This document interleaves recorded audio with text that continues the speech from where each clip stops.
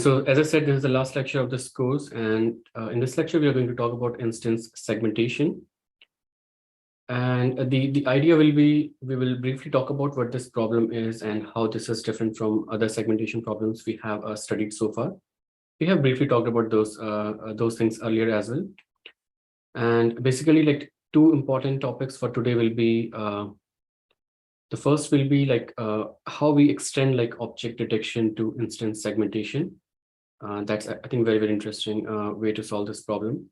The second aspect is you have studied proposals, right? How we can improve proposals. So if you remember, like when we were talking about object detection, there were some issues the way the ROI pooling was being performed. There was some loss of information, and there was some additional contextual information which was being utilized, which we didn't need. So we'll try to address some of those issues here when we do this instance segmentation. All right, so let's start. Now, instance segmentation, it's different from semantic segmentation, which was the topic of last lecture. And you have seen this image before as well. So given this image, semantic segmentation will be, for each pixel, you have to say which semantic category or which object categories that pixel belongs to, whether it's a table, it's a wall, it's a chair. And it will look something like this, the output result on the right. Okay, so it just says, okay, which semantic category each pixel belongs to. For example, if a red is for chair, you will just mark all the pixels red which belongs to chair. Similarly, if a pixel belongs to table, you will just mark all the pixels orange. Now, today we are going to see like instance segmentation, and like the high level idea is similar. You have to still say which semantic category each pixel belongs to. But there is one additional task which differentiates instance segmentation from semantic segmentation. Here you also have to separate different instances of the same category. For example, if you have to do semantic segmentation of chairs, but if you have two different instances of that chair, your algorithm will have to say that, okay, this is chair number 1 and this is chair number 2, and these two are different instances. Okay. Other than that, the problem is almost same as semantic segmentation. Now, let's see like what are the different ways which can be used to solve this instance segmentation problem. Now, the result on the center for this image is for semantic segmentation, where blue is for television, and this pinkish color is for like people, and this is for table. So now you can see that even though we have like these fine boundaries, right, where people are present, but then we don't know like what are the separating boundaries between these two individuals or these two individuals. Okay, so that part was missing in semantic segmentation. So we need instance segmentation where we'll have to separate or create these boundaries as well. Even though these two regions are like the same semantic category, but still we'll have to separate those two. Okay, so this output on the right is from instance segmentation. Now, one simple way to solve this problem of instance segmentation could be you can take the image and just do object detection. And object detection gives you this kind of bounding box around each object instance, right? So it will tell you like how many people are present here. It will give you like TV monitor as well, and many other objects as well. And since your bounding box is surrounding like each individual separately or each instance separately, then you have like some rough idea about which pixels actually belong to which instance. And what you can do is you can kind of use this information to separate two different instances of the same category. All right. So you can draw bounding boxes around here, and then you can use maybe some distinction between those two. But again, the challenge will be that boundary is not going to be very, very fine. It's not going to be like this. You'll have to use some kind of heuristics. It might be some straight line, okay? Or you can use maybe some other heuristics, like what kind of shape you have in the other regions, and maybe some continuity on that surface. So it's not going to be perfect like this, but still you will be able to tell like how many different instances are present and some rough boundary of those. Now, we are today going to talk about this I think this is one of the state-of-the-art algorithms for object detection as well as instance segmentation. This is called mask RCNN. And it's based on the same simple solution we discussed here. Okay, it will do object detection.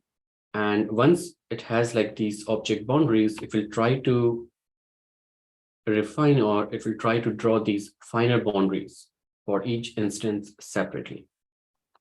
Okay, so it's built on top of all the algorithms which we studied, your RCNN, your faster RCNN, faster RCNN. So it's actually built on top of faster RCNN, and we'll try to address some of the issues which we discussed in faster RCNN. And on top of that, it will also give you the segmentation boundaries of each instances, solving instance segmentation. Okay, so these are some of the results from this algorithm. And you can see that it's doing pretty good job, like in these challenging scenarios as well, right? So all these boundaries which are drawn here, these are actually output of this algorithm. So in this case, you can see like it can easily distinguish between these three individuals, and it has like a fair idea of like where the boundaries lie. Okay. Now let's try to understand how this mask RCNN is extended on top of faster RCNN, and what were the challenges which were addressed in this particular model. So faster RCNN, you all know, like you given an image, it will have a RPN which will give you like these kind of proposals. And then you have ROI pooling, which will be applied on top of each proposals to extract these features. And these features will be used to do classification and also bounding box regression. So until this point, it's same as your faster RCNN, which was completely end-to-end, no external like proposal detection methods. The proposals were done internally, right? And then you have, so in this case, we have ROI Align, which we are going to discuss today in more detail. But in faster RCNN, you had like ROI pooling, which will just pool these features into this fixed shape feature map. Okay, and then you can use these features to do classification. You can predict like the bounding box, and that will like kind of adjustment to this proposal, like what exactly the ground truth bounding box will look like. Okay, so that part was faster RCNN. It will solve object detection for you. Now, on top of that, what mask RCNN does, it takes those features and add like a very small network on top of this, again, very simple convolution network. And it tries to find this fine boundary of that particular instance. Now, if you think about this, these features are actually corresponding to this individual over here, right? Or this instance over here. And then we have like all the information we need to find these boundaries. We don't need like this contextual information over here. And that's exactly what is being done here. We just take these features and we just find this boundary, and it's solved as like a 4-round background problem. Okay, so background, you say the instance is not present, and foreground is the instance is present. So it will be just a binary mask, a fine boundary. And that will give you like the segmentation for this instance. And if you do that for all the instances you have, or all the proposals you have from this network, then you can find all the instances which are present in this image. And you will also be able to tell which semantic category they belong to, because you have this classification head over here. Okay, so this kind of architecture is actually giving you 3 kind of outputs. It will give you bounding boxes. So one bounding box will be for one instance of any semantic category. And what category this classification score will tell you. And in addition to that, for each of the bounding box, you will have this refined segmentation boundary as well. And combining all this, you are solving actually object detection. You are kind of solving classification as well at a very fine grained level. And you're also solving instance segmentation. Now, this part is pretty simple because this is just convolution network. You can add like maybe 3, 4, or maybe a deeper network as well. Just take these features and try to predict this mask. And since you need like ground truth mask as well to solve this problem, what you will do is you will have a ground truth mask for each instance. You will just compare them pixel by pixel, and you can compute maybe L1 loss, L2 loss, or any other MSE loss, right? Or regression loss, which is fine. So this part is pretty simple. The interesting aspect is this ROI Align. How exactly we will extract like these features from the proposal to get these features so that we can get these fine boundaries. Because you know that when we're trying to extract like these features using ROI pooling, there were issues like we were adding external context, which is not part of this bounding box. And you're also trying to clip like some of the part, which is actually inside this bounding box. So in ROI Align, we'll solve those two issues. Okay, so now if you think about this, let's say this is your ground truth bounding box, which is mapped on top of the original image. And let's say your feature map is of size 3, 4, 5 cross 5, something like this. And if you scale your ground truth bounding box, it might lie something like this, right? So it won't fit perfectly because this is kind of a discrete feature map, right? So your original image might be 600 cross 600 pixels, but your feature map might be, let's say, 50 cross 50 or 60 cross 60. So there is some downsampling happening when you're using the feature encoder. So same downsampling will also be done on the bounding box, which is coming from the ground truth. But when you will try to overlay on top of these feature maps, it won't perfectly align here. And that's what we saw last time.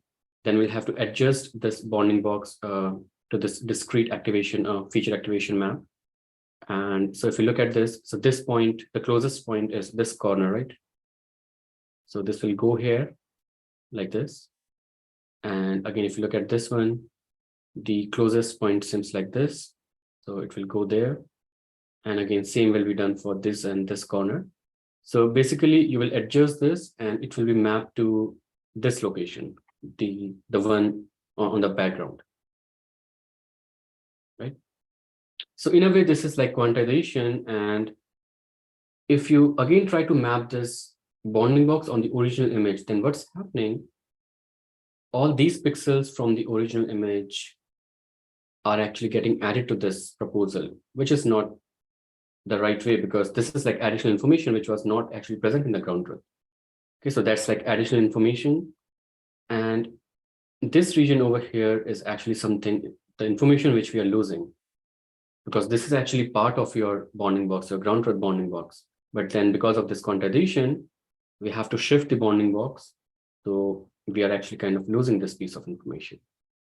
Okay, now let's see how we can fix that using ROI Align. And this is again one example which we also saw when we were talking about faster RCNN. And this is actually giving you a clearer picture, like what kind of information you're losing and what kind of information you're gaining. So if this is your original image and you extract like a feature map of 16 cross 16, so there will be like a lot of downsampling here. And this is your ground truth bounding box, which is the red bounding box here. So again, you will have to perform that quantization. So if you do the adjustments, then the green is like something which you are adding and blue is something which you are losing. And if you look back into the image, the green region is like this green grass over here, okay, which lies outside the bounding box. And this blue region is maybe the bottom row here, some of these rows of pixels, and some part over here.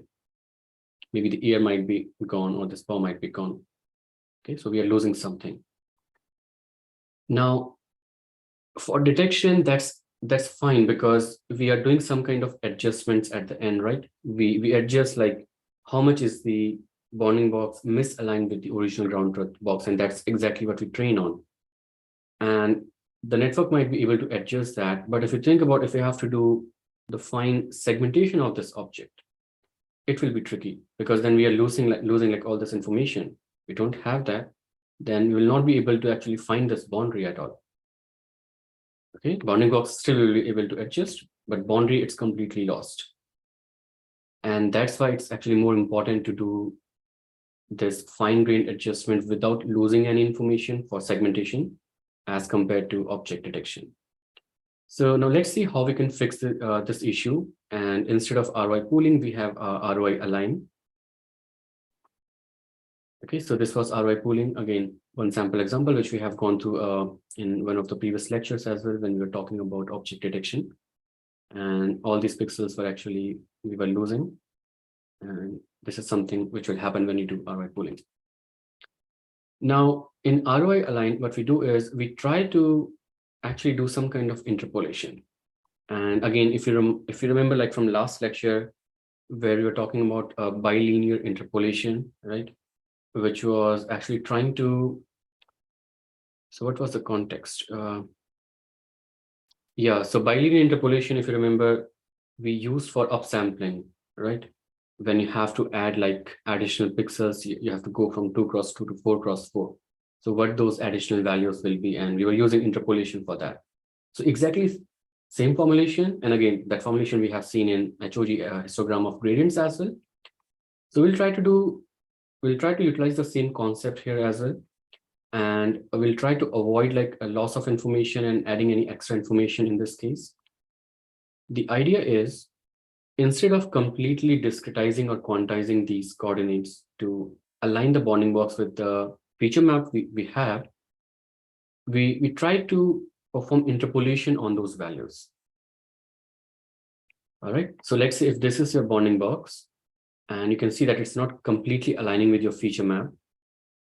Okay, so if we have to get from this to 2x2, what we do is we just draw these grids. In this case, it's 2x2. And again, it provides you flexibility.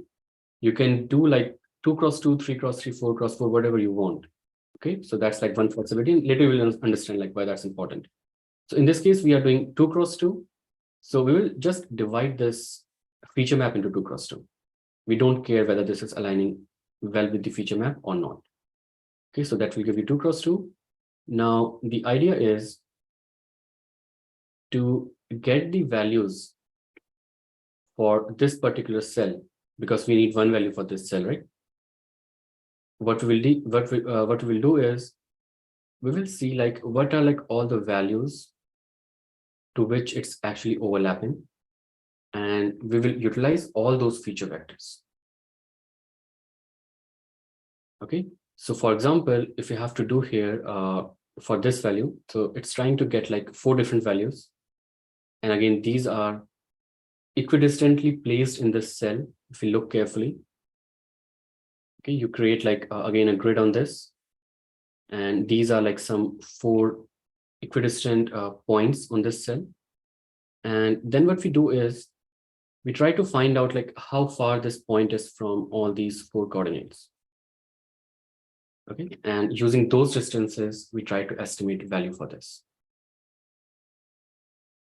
So it's not just copying over like value from one activation map to get the output, but we see like what are the other pixel values, or what are the other activation values in the proximity. And depending upon like its position, its distance from all those values, we just use that bilinear interpolation, that equation to find that value, and just use that. So it will be some kind of weighted sum of all those values. All right. Now, so that's fine. So let's look at like this concrete example. And again, this image is, let's say, 512 cross 512. And you can have any CNN backbone over here. So if you have like a proposal like this, then what you can do is, and again, I think we have seen this example earlier as well. So earlier what used to happen is you will compute like the X and Y location for these coordinates, right? And then you will quantize those. But now in this case, we can actually take these fractions as well. It doesn't matter. We don't have to make 6.25 equal to 6 or 9.25 equal to 9. We don't have to perform that discretization. We can still keep like 9.25 or 4.53, whatever these fractions are. And again, depending upon like what's the target size, we will create those grids inside this map. And depending, again, we can use just bilinear interpolation, and that will figure out whether we have to use these values or not. So in this case, what will happen is if some of the cell is actually not overlapping a lot, we won't use that value. And it may happen that to get like value for 1 pixel, we might use multiple values in these cells. Right? And if it's like, let's say, just partially overlap, then we won't use like the full value. There will be some weight assigned to that. So less weight will be assigned to that pixel location if it's not completely overlapping. Okay, for example, so that's coming from the same example here. It's just like zoomed in version. And in this case, let's say we are doing 3x3 pooling.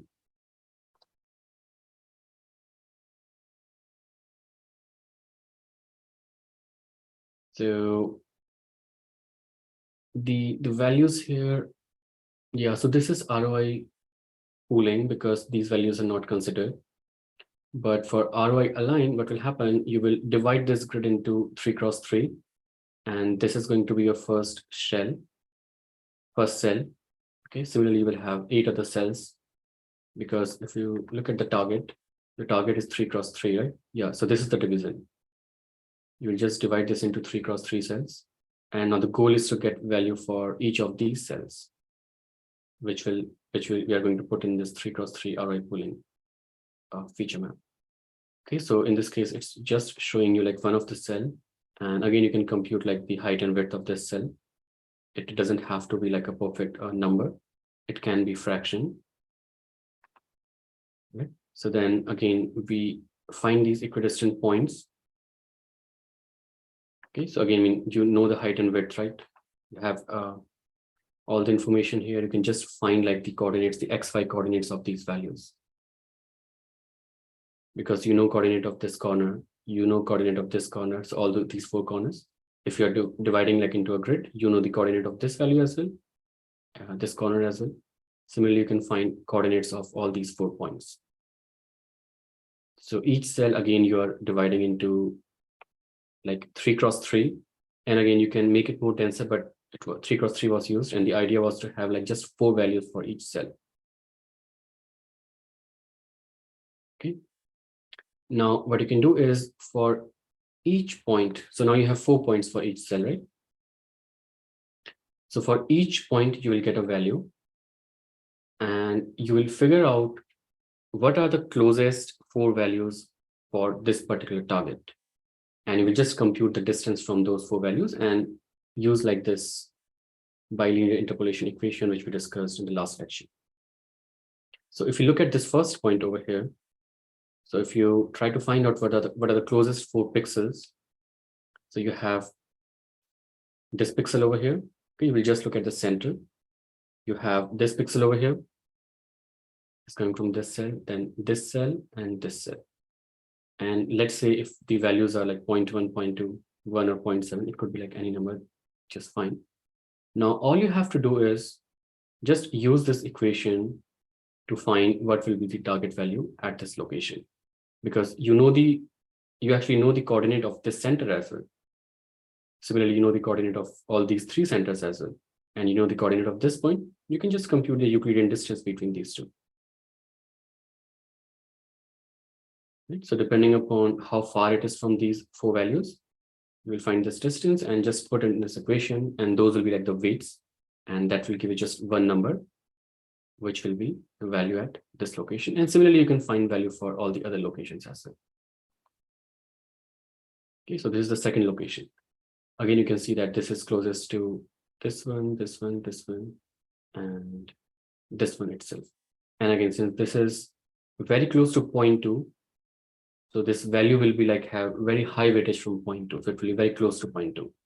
And since this is far from these 3, these 3 won't have that much weightage, but still they will be considered. Okay.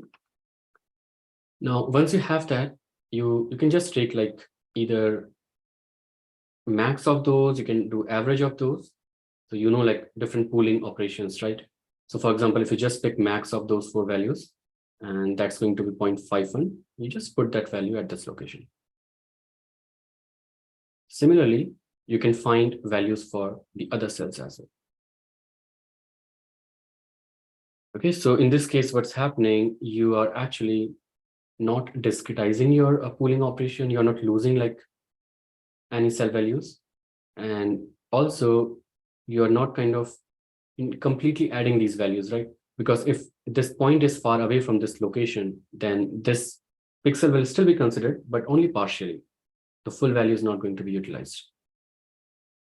So that's the key about ROI pooling, and that's how it tries to avoid like losing information and adding unnecessary information, which at the end helps you in finding like a finer boundary of the object which is present inside this bounding box.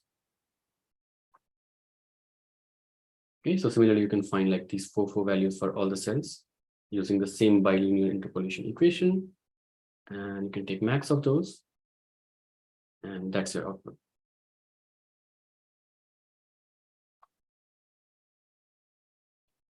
Right? And again, like it's not just one channel, right? Your feature like is a stack of multiple channels. You will do the same for all the channels, and you will get these features. And rest remains the same. You can just use these features for classification, for predicting the bounding boxes. And on top of that, you can have like a segmentation, small network, few layers of convolution, which will give you the segmentation boundary. Okay, so that's the difference like between ROI pooling and ROI align. In this case, the first important point, we are not losing any information. You can see like there is no blue region, right? We are gaining some information, which is the green, but still like it's not that we are completely relying on that. Depending upon how far we are from that pixel, we will consider some weight for it, which is perfectly fine because we still are, there's some kind of overlap with that pixel location, right? So we should consider some information from there, but not completely. In this case, there is no distinction. We just move it, right? And we just assume that, okay, all of the information is actually important, which is not true. So this is ROI pooling on the right. The green one, you can see like additional information. And again, we don't have the distinction between whether this is important or not important. In the first quantization step, we'll lose like this information, which is dark blue. And again, when we try to do pooling, we'll have to get rid of this other blue portion as well, because it doesn't fit like into your target shape. Okay, and all these issues are actually resolved using ROI Align. So that was the key actually of this work, which is mask RCNN. This is actually a very good work, and it provides you very good results in not just detection, but also instance segmentation. And once you have these set of features, as I said earlier, like the first part is you can just do classification and bounding box regression. This is faster RCNN. You don't have to change that part. And this is the additional branch where you can have like multiple convolution blocks or convolution layers. You can have like whatever kind of architecture you want to predict the boundary for you. In this case, you can see it's giving you 28 cross 28 cross 80. And 80 is like the number of classes. And I think this figure I'm showing, this is for MS COCO dataset, which is used for instance segmentation. And there are 80 different semantic categories there. So what we do is we have one channel for one category. Okay, so 80 categories, 80 different channels, and the spatial resolution is 28 cross 28. All right. So because this is not like you can have multiple instances in that bigger image, right? And each instance might be of varying shape, but whatever that is, we just target that to 28 cross 28. And there are some issues there, and I will talk about that, what those are, but that is what we predict. So the way it works is, because in the ground truth, you know whether this particular proposal is a cat, it's a dog, right, from the ground truth. Now, what will happen is if your proposal is coming from cat, even though you are predicting 80 different channels, for 79 of those channels, you will just predict like background because nothing is present from those categories, right? And just for the channel for cat, you're going to say that, okay, in this pixel, cat is present, in this pixel, cat is not present. So it will be just a binary problem, whether it's a foreground or background. And since you have like 80 different channels, one channel for each category, you can do this for like multiple semantic labels. Okay, so that's how the instance segmentation thing works. Now, as I said, the prediction, you can see like this is 28 cross 28 cross 80. And not all objects are like this square shape. They will have different aspect ratio. So even in this case, depending upon the aspect ratio of your object, this bounding boxes will differ a lot. So in this case, it's kind of rectangular, right? If you have like a person here, which will be a little tall, then your proposal will be like that. It will be a vertical rectangle. But eventually we are using ROI Align to map it to like a fixed size feature map, something like this. So whatever shape we have, it's actually being converted to square. So that's how it's being trained. But eventually, you know that what was the shape of your proposal, right? And you also know the shape from this bounding box. And you can just use that aspect ratio, or you can actually convert the square shape prediction depending upon that aspect ratio to fix like the correct, to actually get the correct aspect ratio of your original object. So this is like what your network will show, because it's 28 cross 28 and it's going to be square, and it's saying soft prediction because for each pixel we are saying whether this is a foreground or background. So it's going to be a number, and very rarely, actually not rarely, your network will never say 1 or 0 the way it does for classification, right? It never predicts 1 or 0, even though we are training the network to predict 0 and 1, but it will never do that. It will be some fraction between 0 and 1. And that's exactly what will happen in this case as well. So you will have values like which are close to 0, they will be background. You'll have values like which are closer to 1, higher values, they will be foreground. And that's why it's called soft prediction, because it's not like, it's not discrete 0 and 1. But we can make it that. We can use some threshold, let's say 0.5. If we are, let's say, predicting between 0 and 1, we can say that if the value of the pixel is less than 0.5, that goes in the background. If the value is bigger than 0.5, that goes in the foreground. So that's the first step. We change that. Okay, no. So again, it doesn't matter like whether you do that first or you resize it first. So in this case, I'm showing like the first thing which is being done is you just resize your prediction, because you know your bounding box, right? From the top branch, which is doing object detection. So what you will do is you will just convert this square prediction to this aspect ratio and just resize it. And then you will convert your values to either 0 or 1. Okay, so you will convert your soft prediction to hard predictions. And that's going to give you like the final boundary. Even though your network is predicting like this, but you can see like it's very much close to the ground truth. And that you can just use as your instance segmentation output for each instance. And of course, you can have multiple objects. You will have this individual here. You will have these people sitting over here, right? For each of those, you will have the bounding boxes, and you will do the same steps. And these are like some of the results, and you can see like these are pretty cool results from mask RCNN, and different scenarios, like very different environments. This is very crowded. Even in this case, you can separate like these individuals pretty well. Okay, you have the nice boundaries. Of course, you have bounding boxes, which says where the person is, but you have like these fine boundaries as well, which we discussed like are important for some of the applications.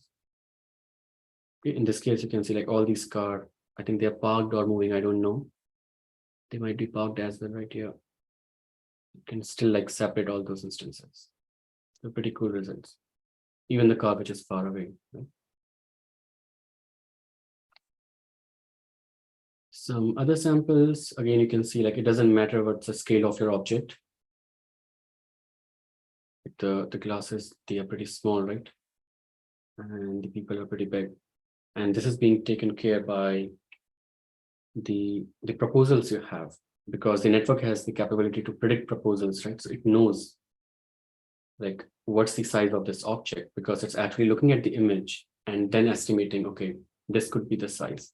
And also the aspect ratio. We'll have different aspect ratios. For bench, like it might be a horizontal rectangle. For people, it might be vertical. And again, for people, like it will vary a lot, whether they are sitting, whether they are standing. So it can address like all these issues: aspect ratio, issue of scale, whether the object is close to the camera or far away from the camera. Okay, and that ROI Align we discussed, that's actually enabling to find these difficult boundaries here, how to separate these instances.